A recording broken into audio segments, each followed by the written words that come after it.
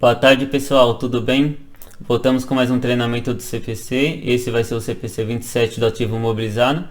E a gente vai dar uma pincelada tanto nos próprios critérios de reconhecimento, nas definições que o próprio CPC apresenta. A gente bate um papo para ficar cada vez mais claro para vocês do que este pronunciamento está tratando.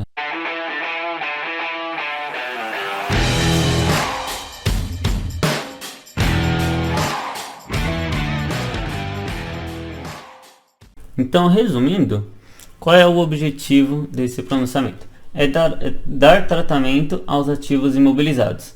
Então, ele vai apresentar para vocês o processo de reconhecimento desses ativos, como que é feito a determinação de seus valores contábeis, qual o valor da depreciação e perdas por desvalorização quando necessário reconhecer. As perdas por desvalorização foi apresentado no treinamento do CPC 01, e vocês podem ver no nosso canal. Voltem lá no vídeo e se ficar qualquer dúvida referente ao que seria a perda por desvalorização, volta no treinamento e eu tenho certeza que vai tirar todas as suas dúvidas. Então, para quem tem a prática de mercado, já sabe o que seria o ativo mobilizado, tanto para empresas prestadoras de serviços, para empresas de indústrias ou para empresas de comércio. Normalmente eles tendem a ter um ativo mobilizado semelhante, raramente ocorre algumas exceções. Então, o que seria o ativo mobilizado para aqueles que não têm prática? Então, eles são bens corpóreos. Ativos mobilizados são bens corpóreos aplicados justamente na produção, aplicação da aplicação para prestação de serviço. Por exemplo, um escritório de contabilidade que vai ter os seus computadores utilizados para prestar o serviço de consultoria, o serviço de contabilidade mensalmente para os seus clientes. Vai ter as mesas do escritório, as instalações feitas em espaços alugados de terceiros. Então a gente vai ter bastante exemplos de ativos para aqueles que ainda não têm a prática, possam tentar associar com a sua própria realidade. Vamos pegar algumas definições, só para a gente não ter problema. Vamos... Opa! Acabei de dar um salto aqui. Então, o que é o valor contábil? O valor contábil é o mesmo valor contábil líquido apresentado no CPC 01, que é o valor do ativo com o método de reconhecimento desse ativo, menos a depreciação ou perda por desvalorização quando já reconhecido. O que são plantas portadoras? Para aqueles que não viram o CPC 29 das plantas portadoras e ativos biológicos. Então, plantas portadoras são plantas no qual a fazenda vai fazer o cultivo dessas árvores, normalmente são árvores. Por exemplo, vou te dar um exemplo da laranja. Então você faz o plantio da laranjeira, seja pelo pé ou pela semente, ela cresce até o momento em que ela cria a maturidade. Criou essa maturidade, os custos atrelados, todo o cuidado que você teve com o plantio, ele é reconhecido no ativo imobilizado como planta portadora. Depois disso, os custos atrelados com a formação da fruta, que tem da flor até a fruta, aí os custos são atrelados para o próprio ativo biológico, que depois vai ser reconhecido como estoque para as fazendas que fazem a venda desse ativo. Opa, estou indo rápido aqui. Então, o custo é um método de reconhecimento do ativo imobilizado. Então, era um montante em caixa ou equivalente de caixa pago ou o valor justo de qualquer recurso dado para adquirir um ativo. É normalmente utilizado para o reconhecimento do ativo imobilizado em si. A gente tem o valor depreciável, que é o valor do custo do ativo menos seu valor residual. Para aqueles que não sabem ou que ainda não viram o valor residual é a estimativa pelo qual você pode vender aquele bem depois de ter aplicado ele na sua produção ou prestação de serviço. Por exemplo, você compra hoje um computador que vale 15 mil reais. Você comprou um computador que vale 15 mil reais, você vai utilizar ele, você estima utilizar ele por 5 anos e depois daqui 5 anos você estima qual é o valor que você vai vender. Pelo conceito histórico, você consegue ter mais ou menos uma base do qual valor você consegue vender esse ativo. Então você separa esse valor e deprecia só o valor que for, só o valor tirando o efeito residual. Seria só a estimativa do que você vai utilizar. Dá para entender mais ou menos assim? Deixa eu descer um pouco mais. O valor em uso e o valor justo. Esses são tratativas justamente do Testing Permit, onde o valor em uso é o valor presente do fluxo de caixa da entidade para obter com o uso contínuo desse ativo. Então, um ativo mobilizado com o qual você está aplicando para a produção ou prestação do seu serviço, o valor em uso é o benefício que esse ativo gera para a empresa. Você pode tratar ele como um ativo único ou um conjunto de ativos. Isso vai variar de acordo com a necessidade desse ativo mesmo, se ele consegue gerar receita sozinho ou não. O valor justo é o preço que seria recebido ou pago pela compra ou venda de um ativo, que na verdade aqui vai estar a transferência de um passivo, mas ele é o valor que seria pago ou recebido pelo ativo. Então esse é o valor que seria se assemelha muito ao valor de mercado desse ativo no período atual que você tem hoje. A perda por redução do valor recuperável é o próprio Testing Permit. Volte no CPC01 se ficou alguma dúvida, tá bom? E o valor recuperável é o maior valor entre os dois, entre o valor em uso e o valor justo. Aqui tem o próprio conceito do valor residual que eu demonstrei para vocês. Se quiser a gente dá uma pincelada depois. E o que seria a vida útil? A vida útil é o tempo que a empresa espera utilizar aquele imobilizado. A gente já tem o tempo da vida útil estimada pela própria Receita Federal. Vocês verão mais para baixo que tem uma instrução normativa que eles auxiliam nesse quesito. Mas a empresa pode muito bem utilizar o seu próprio critério de vida útil, seja pelo tempo da vida útil ou pela estimativa de produção de bens. Então você pode alocar a depreciação das duas formas, pelo tempo ou pela produção dos bens. Vamos ver essa primeira questão só para ver se ficou fácil.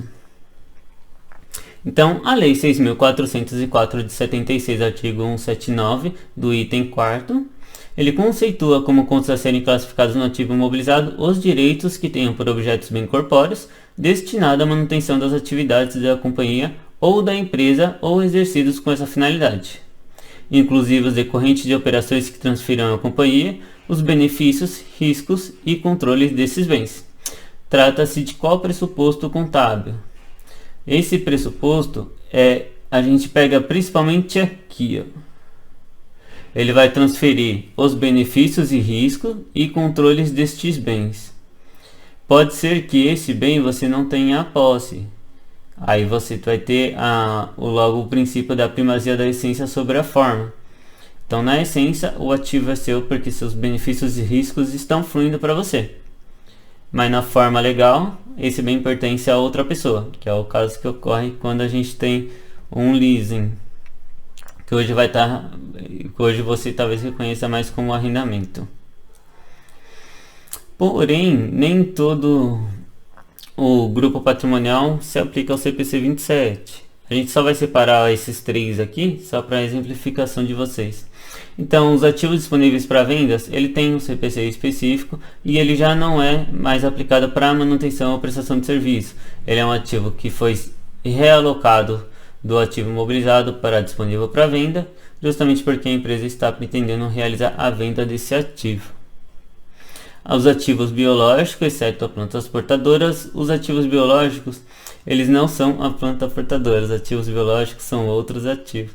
Esses ativos, eles são incidentes da formação do fruto, mas não da planta. Como eu falei para vocês que é o período entre a formação da flor e o fruto da árvore, esse período pode ser ele tem a tratativa do ativo biológico, mas ele não é a planta portadora. A planta portadora é a árvore. E a exploração e avaliação de jazidas também. Isso aqui vai ter todo um pronunciamento específico justamente para auxiliar as especificidades de cada um deles. Até aqui acho que está claro para vocês o que seria. Então vamos para o reconhecimento. Então, só para atender vocês, o reconhecimento precisa atender 3 critérios: provável geração de benefícios futuros, custo quando ele puder ser mensurado confiavelmente e utilização por mais de um período. Ele não obrigatoriamente exige que você utilize o critério da depreciação da instrução normativa. Você vai ter o seu próprio critério de aplicação do período de utilização desse bem. Você pode utilizar ele por 2, 3 anos, inferior ao período que você tem entre a Receita Federal. Mas a gente vai dar uma tratativa, uma aprofundada nesse assunto mais pra frente, até porque tem assuntos legais aí, tributários, pra gente dar uma tratativa separada referente a isso. É um assunto somente que a gente resguarda pro lucro real. Lucro presumido e simples não faz diferença. Então, o que seria a geração de benefícios futuros? Essa geração de benefícios futuros são os benefícios que você obtém com o ativo sendo aplicado na sua produção ou prestação de serviço. Alguns critérios que a gente pode utilizar para agregar valor nesse ativo. Por exemplo, aqui temos o critério de renovação, como o motor de um veículo. Esse aqui, um custo com a renovação desse motor, ele vai mudar o tempo da vida útil desse bem e vai agregar mais valor. Isso ocorre também, se a gente for trazer por causa de um veículo. Um veículo que você tem hoje, com o custo original de 50 mil reais, você faz uma troca de motor nele, você adiciona um motor de 100 mil reais, de uma máquina potente. Se adicionou um motor de 100 mil reais, e logicamente o valor desses 100 mil reais, eles têm que ser reconhecido no ativo. Mas a peça que foi substituída, ela deve ser baixada. É ideal que você tenha esse controle separado, principalmente se tratando de algo que você já imagina que possa ocorrer. Por exemplo, no próprio lançamento ele apresenta a situação da substituição de peças recorrentes. Por exemplo, na substituição de bancos de aviões. Essa substituição de bancos de aviões, a empresa já estima realizar essa substituição. Então, o tratativo do custo, ela reconhece o custo separado. Se ela já tiver uma ideia de que o próprio motor pode ser substituído, ela reconhece o custo do motor separado, reconhece o custo das cadeiras separado, reconhece o custo do avião separados, esses dois itens separados. Então, quanto mais controle você tiver, melhor. Hoje os sistemas, na maioria das vezes, eles já fazem um controle por item dos bens que entraram na nota fiscal. Contudo, na maior parte das vezes as notas vai estar, você comprou um carro novo, vai aparecer um carro novo. Você não vai conseguir separar automaticamente o valor que seria do carro, o valor do motor. Então você pode utilizar critérios de mercado para realizar essa separação, ou mesmo pedindo uma orientação, descrição no complemento da nota fiscal, dizendo que você quer separar o custo do motor com o custo do carro. Então você tem algumas possibilidades para você fazer e ter esse controle separado, principalmente quando você compra o ativo inteiro. Aqui ó, o próprio exemplo que eu falei com vocês das poltronas de aviões, ou mesmo das paredes de imóveis. Principalmente quando a gente tem imóveis alugados, a gente vai erguer parede, a gente vai ter que derrubar as paredes para ampliar o espaço. Então todos isso daí são modificações que a gente faz e que podem, sendo benéfico como a construção, o processo de erguer paredes, seria principalmente quando você ergue paredes e separa em salas, são benefícios que você separa e trata um ativo separados. São custos posterior ao próprio reconhecimento do ativo. São poucas ocasiões em que isso vai ocorrer, mas é importante que você saiba que alguns custos podem ser atrelados ao ativo mobilizado e a outros não. Por exemplo, o custo que você tem com a troca de pneu. Hoje o pneu deve estar 250, às vezes 400 reais cada um. Você vai trocar os 4 jogos, você não inclui esse jogo dos 4 pneus ao seu ativo mobilizado. Você joga ele para despesa como manutenção de veículos, que seja. Mas você não pode colocar porque ele, por mais que você vai utilizar por mais de um período, talvez utilize, né? Por mais de um período, dependendo da sua utilização, você não vai conseguir gerar outros benefícios. Ele não amplia a sua possibilidade de gerar benefícios por isso. E existe outra possibilidade também. O próprio lançamento ele ajuda a enxergar essa possibilidade, como no caso de empresas químicas. Empresas químicas que realizam o consumo ou fazem a liberação de gases tóxicos no ar, elas têm que adquirir um ativo justamente para amenizar esses consumos de recursos naturais. que ocorre a poluição do ar, ela precisa adquirir uma máquina que faça a redução.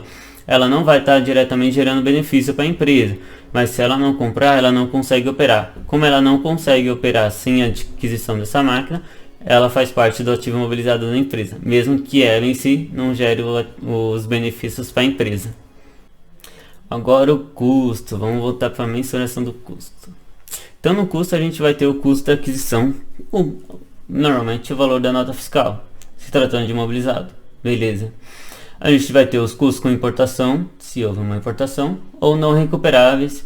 Se você não tem inscrição estadual, você não recupera o ICMS. Se você não tem, se você não é uma indústria, você não vai ter o IPI. Então o IPI ele entraria também. Os descontos incondicionais e abatimentos que podem ocorrer e que estão informados na nota fiscal, não são os extras contáveis, que ocorre como um desconto comercial, mas o desconto incondicional que ocorre na nota fiscal, você consegue. Você tem que abater do valor do custo de aquisição. Aí os impostos recuperáveis, logicamente, você vai ter já o benefício de recuperação desses impostos. Os custos com frete e manuseio, justamente para colocar o ativo disponível para você utilizar. E os juros e encargos relativos a empréstimos. Isso aqui vai ser aplicável em algumas situações. Esse aqui, se você adquirir um ativo financiado, no qual os juros você consegue alocar, você estima que é melhor você alocar, beleza. Tomou essa decisão, você aloca os juros, mas tenha o cuidado de uma situação. Você só pode reconhecer os juros até que o ativo esteja disponível para o uso para a empresa, do jeito que a empresa espera que ele esteja. Exemplo, você tem uma máquina de 50 milhões de reais na sua indústria. Essa máquina você investiu muita grana nela, só que você não sabe utilizar. Você precisa não só do treinamento, mas você precisa também de realizar configurações nela para que ela produza o produto que você quer. Até que você tenha toda a máquina financiada com 50 milhões que você consiga do BNDES, os juros que você quiser alocar, você pode. Nem sempre vai ser aplicável você reconhecer, até porque o seu custo seu ativo pode ficar muito inflado. Mas você pode reconhecer, tá bom? Mas só até ele estar pronto para você utilizar. Ele esteve pronto, todos os juros que forem correntes de posterior ao reconhecimento inicial, se reconhece direto na despesa, que vai ficar na verdade como uma antecipação de juros no seu passivo e você vai reconhecendo no resultado depois. Os custos do ativo, aí ele vai considerar finalizado justamente quando o ativo é instalado e na condição pretendida para operar. Como eu comentei lá em cima, somente alguns custos posteriores poderão ser reconhecidos no ativo. Essa daqui é o artigo 15 da Lei 973 de 2014, no qual ele informa que o custo do ativo imobilizado ou intangível, ele não pode ser deduzido como despesa operacional, salvo se o bem adquirido tiver valor unitário não superior a 1.200. Todos vocês já sabem, já tem isso na prática, que a partir de 1.200 vocês têm que ter o critério a mais para você reconhecer, um critério. Você tem que ter um cuidado a mais para você não reconhecer esse ativo no seu resultado, mas sim no seu ativo imobilizado. Isso pode acontecer constantemente, principalmente com notas de prestação de serviço. Exemplo, uma coisa que acontece muito: a empresa está fazendo benfeitorias, ela está fazendo uma ampliação no espaço que ela está hoje. Essa ampliação no espaço que ela está hoje, ela é tratada como imobilizado, benfeitoria em desenvolvimento, até a sua conclusão. Você não começa a depreciar até que o produto esteja totalmente pronto. Então você fez o processo da benfeitoria, beleza. Essa benfeitoria, ela vai vir com uma nota de serviço muitas vezes. Então essa nota de serviço você trata como ativo imobilizado e você não joga para despesa. Isso acontece frequentemente, até porque muitas vezes o contador não está do lado do sócio gestor, do gerente que seja. Ele não tá do lado para acompanhar e saber se está aplicando na prestação de serviço de ampliação do espaço ou não. Mas é muito importante que ou o sócio ou o próprio contador tenha essa iniciativa de indicar e falar que é importante ter essa informação para que ele possa realizar o reconhecimento desse ativo de forma adequada, para que ele não tenha um equívoco errôneo de reconhecer no resultado algo que deveria estar no ativo imobilizado. Por isso é muito importante. Então, quanto mais informações você gerente, você gestor, você que está na frente do negócio e puder auxiliar, mesmo que seja a outra pessoa que está na frente da reforma, peça para que essa pessoa na frente da reforma passe as informações e controles de custos que ela está fazendo ali, para que o próprio contador consiga também reconhecer como benfeitoria em desenvolvimento que seja, ou um ativo em desenvolvimento, se a empresa decidir desenvolver um ativo, desenvolver um software, ou uma máquina lá dentro, se ela tiver pessoal capacitado para isso. Então tenha cuidado com essas informações. Faz diferença quando você começa a tratar benfeitorias de notas de serviço de 400 mil reais, 900 mil reais, porque você comprou andar, porque você comprou esse andar inteiro e cru, e você precisa ampliar e deixar ele adequado para todo mundo poder trabalhar ali. Então faz diferença sim no seu resultado. Pode fazer diferença de $1 milhão ou de reais se você estiver trabalhando aqui no Brasil. Faz diferença. Tem alguns custos que também não são aplicáveis. Por exemplo, quando você tem um ativo já instalado em um local e você vai fazer a transferência desse ativo para outro local. Esse custo posterior você não consegue reconhecer no seu ativo imobilizado. Ele vai direto para a sua despesa. Custo com uma nova instalação. Se você transferiu de local, existe talvez a possibilidade de você fazer uma nova instalação, preparar o terreno, preparar o local justamente para que ele consiga suportar o peso do maquinário. Então você precisa reconhecer isso daí também como despesa. Ele não vai fazer mais parte do seu custo. Custo para introduzir um novo produto. Isso acontece muito, principalmente em abertura e início de tecnologia na produção. Você inicialmente não vai produzir com toda a capacidade. Pode ser que você esteja iniciando essa carreira na indústria e que você ainda não tenha um produto formado, mas você vai ter todo o custo para formatar todas as informações para você conseguir que aquela máquina produza o produto que você quer. Você vai ter perdas de produto inicialmente, justamente para fazer testes na produção, para ver se ele está produzindo adequadamente o bem ou o seu material de estoque que você está pretendendo. E custos com marketing e promoção também não entram. Eu sei que vocês muitas vezes vão ter custos atrelados, principalmente quando você faz a inserção de um novo produto referente a marketing e promoções, mas esse custo não vai entrar também no seu ativo imobilizado.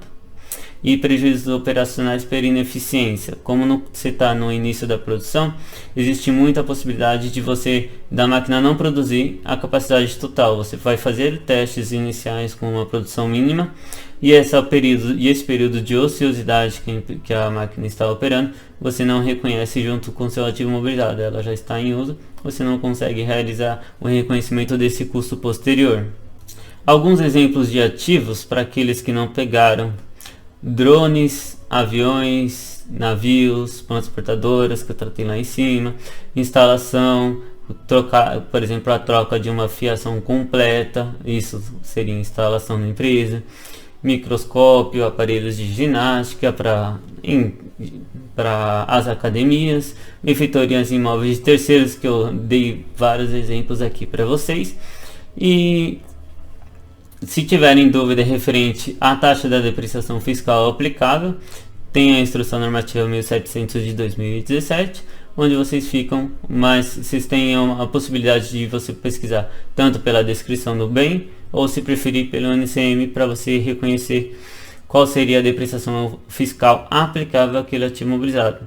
Mas repare que você vai ter a depreciação gerencial, que é a depreciação mais adequada pelo gestor, aplicado pelo gestor, e você vai ter a depreciação fiscal.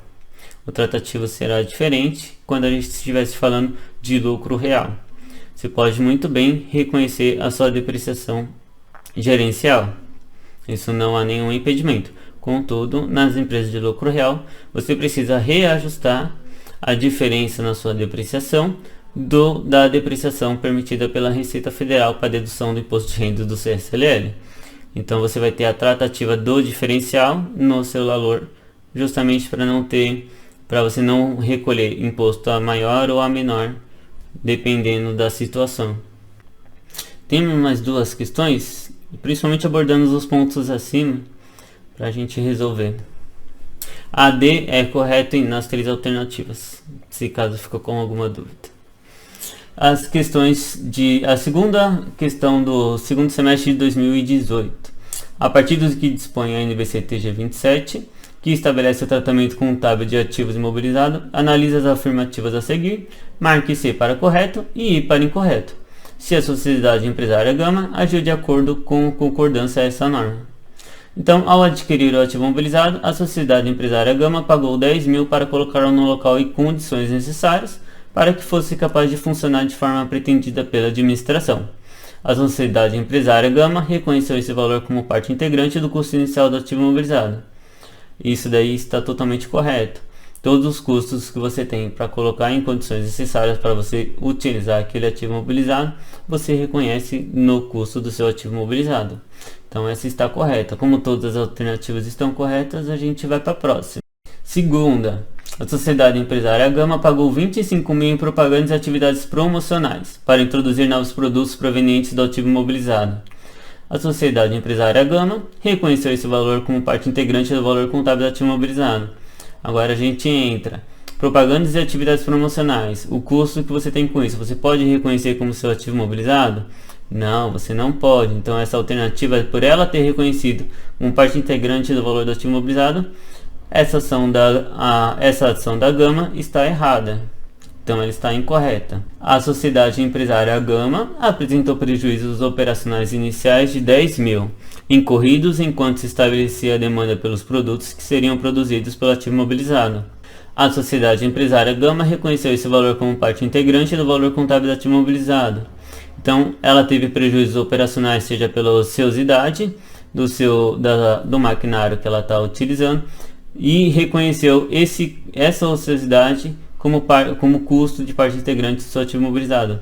Esse custo por ociosidade ou por perda ou prejuízo operacional você não pode reconhecer no seu ativo mobilizado. Então é outra alternativa que está incorreta. Então a gente tem como alternativa a A. Vê se vocês chegaram na mesma resposta. Por favor, coloque no comentário se você acertou ou não. Pode colocar, na internet é anonimato mesmo. E vamos ver a última questão. Uma sociedade empresária adquiriu uma máquina em 10/4 de 2019, com disponibilidade para uso imediato, com o valor de 900 mil reais, e o valor residual de 15% e uma vida útil de 10 anos. Em 31/12 de 2019, então de 10/4 a 31/12, o que nós temos aqui? Nós temos 9 meses, 4, 5, 6, 7, 8, 9, 10, 11, 12. 9 meses em que a máquina foi depreciada. As despesas de depreciação na demonstração de resultado do exercício serão... Então eu vou tentar abrir a calculadora, não sei se aparece para vocês, eu acredito que sim. Então o que a gente tem hoje? Um ativo mobilizado de 900 mil, com o valor residual de 15%, então vamos tirar 15% dele.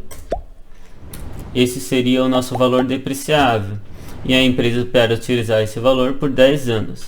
Então, 765 mil, 10 anos, 10% ao ano. A gente tem 75.500 ao ano, onde dividido por 12...